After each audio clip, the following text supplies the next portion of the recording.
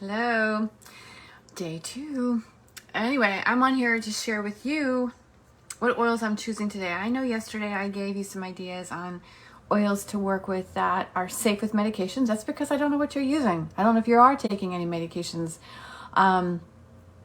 What I do know is that over 65% of the US population takes at least one medication for longer than 30 days. And over half that population actually takes at least 3 or 4. So that's the reason why I gave those as a start. However, today let me back up a minute. So I am actually going to use vetiver again today. I'm about to go into my Zoom class. It went well yesterday. It went really, really well. But I find that this vetiver is actually really, really good for helping with emotional regulation, but in terms of memories, because it works very closely. It really, how do I say this? It supports the hypothalamus, and the hypothalamus, pituitary, and the adrenal glands, and the hippocampus more specifically as well. And the hippocampus is related to memories, which is connected to the amygdala, which is about how our emotions are often prompted by memories. And what I will say is this class is really interesting because it's about business development. It's a business class. And one of the challenges that she put out there for us was to identify something that we are honestly obsessed with. And I am obsessed with assisting expectant and new moms taking medications because I'm committed to the unborn. That was what I came up with yesterday, but I had to be able to get beyond my fear, doubt, that I couldn't make a difference in that arena. And I am very confident in this field. Revolutionary aromatherapy it's not even a field, it's a movement. It's a movement. And the movement is towards a different mindset of how we are actually approaching the body. So when I talk about vetiver, for instance, and I mentioned that it supports the hypothalamus, the pituitary, and the adrenals, this is the autonomic nervous system, in a nutshell. And this really enhances hormonal balance on so many levels. And I don't even like to use hormonal balance because in theory, your hormones are already in balance. We've been conditioned to believe that our hormones are out of balance because we experience inflammation, oxidative stress, discomfort, disease, all of those words attached to lack, dis-ease, lack of ease, discomfort, lack of comfort, distress. Well, we're not lacking stress. Let's just put it that way. But disorder is lack of order, right? We've been conditioned in that mindset. And in doing so, when we look, I hear this all the time. I hear this consistently, especially when I'm in the rooms on Clubhouse, because I hear women say, well, I was low on serotonin, or I was low on dopamine, or I'm high in cortisol. Let me just share with you that cortisol is both inflammatory as well as anti-inflammatory. I'm going to say that again. Cortisol stimulates the production of inflammation as well as promotes anti-inflammatory activity. It actually has antioxidant, anti-inflammatory. That's the reason why we can take corticosteroids, because they have anti-inflammatory benefits. And so we're never really too high or too low. It's really a lack of ease in your system due to elevated levels of oxidative stress that are being produced in response or reaction to your stressors. So when we look at a brain chemical or a hormone, and suggest that we're too high or too low, and we just focus on that one, we are in reality, we are really continuing to maintain the upset, the disharmony. We're just maintaining disharmony because at some point your cortisol levels need to be higher. because for whatever reason, for a number of reasons. And other times the estrogen needs to be diminished. Estrogen actually has neuroprotective qualities to it. So we don't really want to come at this by saying, I need to fix my estrogen levels, or I need to fix my serotonin levels. Although there are times, having come from medicinal chemistry, there are times where medications are definitely warranted. Okay, so this isn't to say that medications aren't warranted, but when I use things like vetiver, it really helps to bring stability to the hormonal system. That's the word I like. It brings stability. And so in this case, it is stabilizing my memories and my emotions so that I can be very clear and present. This is why this particular oil is really super good for ADHD. I'm not saying that I have it. I really don't even like diagnoses at that level. But if somebody has difficulty focusing on something because of potential triggers or what have you, vetiver is super, super good for that. One that I didn't talk about yesterday, but I'm adding to the mix today, is coriander. And I'm going to actually put this, on my stomach for digestive purposes. It has a number of super good benefits, but one thing I will say is if your thyroid is, because yesterday I mentioned palmarosa and marjoram, and the coriander does better for my body. What I find fascinating is that if there's any sort of dysregulation with the thyroid,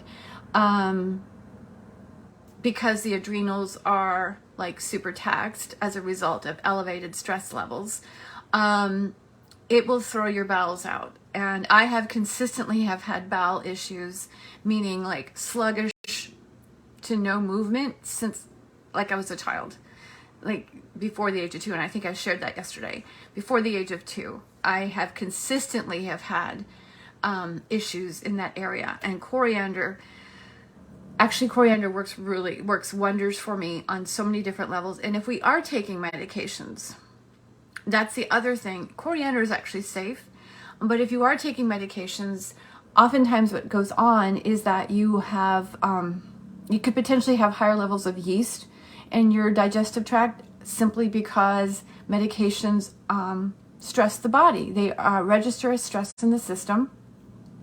And as the longer you take them, the less you are breaking down your carbohydrates and proteins. And I just want to say this, when we talk about sugars and carbs, please understand that a high protein diet can lead to dehydration, number one. And number two, if you're not consuming enough carbohydrates, the protein that you're eating will be converted to sugars. If the body can't use all the protein, it will convert it to sugars. And that's significant because of the yeast, because yeast feeds on the sugars. So keep that in mind, and coriander will actually help the body helps improve digestion, helps you actually make use of those nutrients so that you are not having excessive levels of carbohydrate glucose, so to speak, circulating throughout the body that is now feeding the yeast, and you will begin to minimize your cravings for sugars and carbohydrates and those sweet protein treats that even though they have no sugar in them, they have added other sweeteners to them that make them sweet to eat. And then you have lots of protein that is being converted to sugar. And the reason it dehydrates you, just for sake of discussion, is the fact that protein is obviously needed to be used to produce enzymes that are necessary for various protein production. The amino acids are used to produce enzymes that are used to produce brain chemicals. In this case, dopamine is one of them, and this is the reason why we can get it hooked on not just sugars, but these sweet protein treats, beverages, or what have you. But it keeps the dopamine going. It keeps the dopamine going. So you're actually feeding an addictive behavior at that point. It gets complicated, but it doesn't have to be complicated. That's why the introduction of oils as a lifestyle is so valuable, because it helps the body begin to regulate this chemistry, again helping us break down the macronutrients so that we're not over promoting the production of certain chemicals and or the overproduction of certain things like yeast. And again, coriander happens to be one that is superb for helping the body improve the way it breaks down the macronutrients, which thereby allows the immune system to begin to flush out the overgrowth. Now, these will not be the only oils that you would use. This would be something that I would discuss more in a blending moment of other oils that you would add. And again, this is the revolutionary way, where when you're considering things like this, and why I like to customize things, because at that level you are going to be wanting to support other systems for the body to be able to successfully and safely eliminate. And again, if you're taking medications, it does register as stress in the system, which will increase your levels of yeast and thereby affecting the way your bowels move. And in pregnancy, this is important because this is actually affecting the digestive system of your child. So again, coriander is safe to use during pregnancy, although I'm not pregnant. That one's done. That's part of my life is over. They are all, well, they are all grown.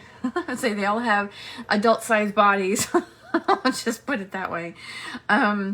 Anyway, the other one I was going to use right now, which actually partners with the coriander, and that's cedarwood. And I'm using it, as you can see, as a deodorant. I have not used commercial deodorants, antiperspirants at all for well over 30 years. And that's because Alzheimer's and dementia runs in my family significantly. And I can do a lot with, you know, I could tolerate a life of immobility to it. I mean, I know it would be tough. I'm not saying I would be a princess about it, but I would be more willing to go through immobility of my limbs instead of my mind. That is important to me. So that's why I chose to start using oils as a deodorant. They do not eliminate the perspiration, but perspiration is part of the stress system. The stress system has value. It has a value to it, and one of them is perspiration, to flush out toxins. So this is cedarwood, Texas, actually, and I use it as a deodorant. It works beautifully. I actually use this, and the other reason I said there's a couple reasons why I use this. So I use it as a deodorant. It's been discovered that the components in this oil are very good for assisting you to go to sleep and stay asleep. But obviously I'm not going to sleep right now. But the reason why is because, in theory, my discovery, if you will, is that oils are all adaptogenic, which means they help your body adapt to stress. So I don't need to go to sleep right now. What I want is to be able to go to sleep tonight. So by helping my body to adapt to stressors now, because life is life, and I have my life concerns as you have your life concerns. So, pardon me, helping me to adapt to this is beneficial for helping me actually be able to sleep tonight. So that is one of the reasons why I use this, like I said, besides being a deodorant. The other aspect to this is that it supports the lymph system. And something that I shared on Instagram not too long ago is that the lymph system stagnates during times of stress. Just like the digestive system slows down and becomes sluggish, so does the lymph system. This is why physical movement is critical to help dispel the energy of stress. It keeps the lymph system moving. This is why body work like massage and so forth is really super good for your body, because it keeps the lymph system moving. You got to be able to flush those toxins out, and that's what perspiration does. You got to be able to release those toxins. But you got to be able to breathe. So using oils as a lifestyle and helping your body adapt to those stressors enhances your ability to breathe more deeply, and in the meantime sleep more restfully, because that is the time. Melatonin is an antioxidant. You heard me. It's an antioxidant. It is not the sleep hormone that we have been marketed as. It's not. The reason why it helps you to relax and get some sleep is because that's the way the body's designed. It takes serotonin, converts it into melatonin to get you into that restful state, because it is an antioxidant that allows it improves your body's release of inflammation and the ability to detox. So if you are highly stressed and you are experiencing difficult time sleeping, chances are your lymph system's not moving. It's just not moving. It's not moving the way it needs to be. It's not flushing properly. And so using something like this helps your lymph system to actually move. And that's why you can actually sleep. So high levels of stress, this is why it disrupts your sleep, because it makes your lymph system sluggish. Now, there are other oils that do support the lymph system. This is not the only one. This is another reason why I like to customize your selections, because what's good for you may not be good for somebody else. This is good for me, and it's certainly worth a try. But that's why I actually have I have a sleep elixir, the duo, for helping you to sleep, because it works with digestion and it works for you to sleep. And depending on what your body's doing will determine when you use those particular oils. Nevertheless, when you use something like cedarwood, it helps the lymph system to move. It enables you to be able to get into that rest and digest state, so that by the time you get to sleep at night, and you can certainly use this at night, which I do, it helps you to sleep more restfully. So that's the other reason why I like it, because it actually supports the lymph system. And again, when we're highly stressed, or the body's highly reactive to stressors, we can say it that way. And by the way, your stress response is your epigenome, the methylation pathway that we are familiar with. When that is activated or in high alert, the lymph system slows down. And this is one of the reasons, a big reason why why we struggle to sleep. Now, when we have a consistent difficult night's sleep, like it's tonight and tomorrow night and the next night, and or we maybe sleep one night a week really, really well, and the rest of them are just like out of the water, that's going to slow your lymph system down as well. So lack of sleep slows your lymph system down because it's stressful to the system. And this is another reason why people have a difficult time with medications and being able to sleep, and why oftentimes they get placed on sleep medication, because they're feeling more anxious and there's other things going on. That is just simply a buildup of the inability to detoxify the body itself. And so it's another reason, if we're going to talk about the methylation pathway, it's another reason why cedarwood is, because it supports the epigenome at the level of being able to improve the sulfation pathway, which is how you deactivate and detox your some of your neurotransmitters and hormones. So these are some powerful oils, and you just got a little mini aromatherapy class. So I'd love to hear your thoughts on this. I'm gonna end it there. I'll be back tomorrow. Hopefully, I know I said I wouldn't be on here long on these videos, but I just felt really called to actually share all this information with you. Let me know if you have any questions about this in the comments. You're welcome to message me. Like I said, I have these, I have the duo, and for limited time only, I will actually custom formulate them for you. So that means that you purchase this duo, and I will throw in a consult at no additional cost. That's what's available to you if you would like me to customize that for you, as opposed to just sending you my base formula. So that's up to you.